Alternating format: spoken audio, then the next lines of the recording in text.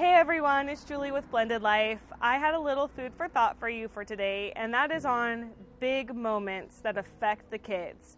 I know we get so caught up in our blended families, whether we're establishing them or encouraging each other and just wanting to isolate our blended family and protect it and keep it safe and just be so wrapped up in it. But the thing is that when you make decisions in your blended family, whether it is to get married, whether it is to move in, whether it is to move to a different home in a different town or choose a high school or college for your child, these are big events that will affect the children, regardless if they're in your house or not. So my advice today, and I speak from personal experience, is to keep the lines of communication open with your ex and notify them when big changes are happening in your life.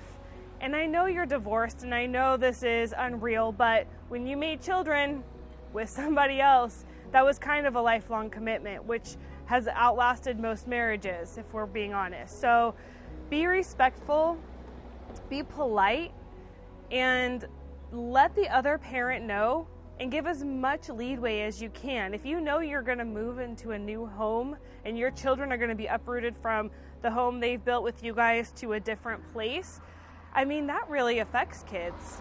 Their world, especially children of blended families, are very sensitive and touchy to change because they have had so much more than is natural or normal.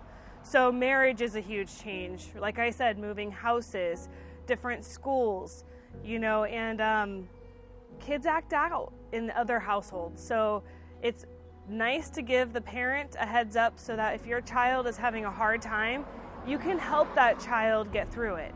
You know why they're acting out, and you're not getting them in trouble because they are just being unreasonable or emotional or misbehaving. And I know we're all divorced if you're listening to this and in a blended family. And I know you guys are thinking it might be ludicrous to have to to keep such a close, tight relationship with your ex. But it's about the kids.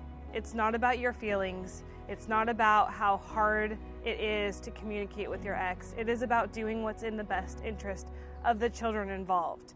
And giving your ex a heads up into big changes that are going to affect the kids is a necessary part of co-parenting. If you're not doing that, you are not co-parenting.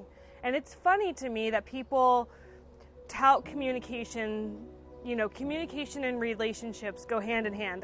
You can't have one without the other. And yet we want to co-parent with people we refuse to communicate with. It's unreal to me. You have to communicate. If you want to be a good co-parent, you have to communicate with your ex. And if you are a spouse and a step-parent, you need to allow your spouse to communicate with their ex. Because again, it's not about us as the adults at this point. In a blended family, it's about the kids. And so that is my food for thought for today. I hope you guys got something from it, and I would love to hear your feedback, whether you agree with me or whether you disagree with me. Like I said, I just come from my own experiences, but we would appreciate your feedback, and we would appreciate any questions.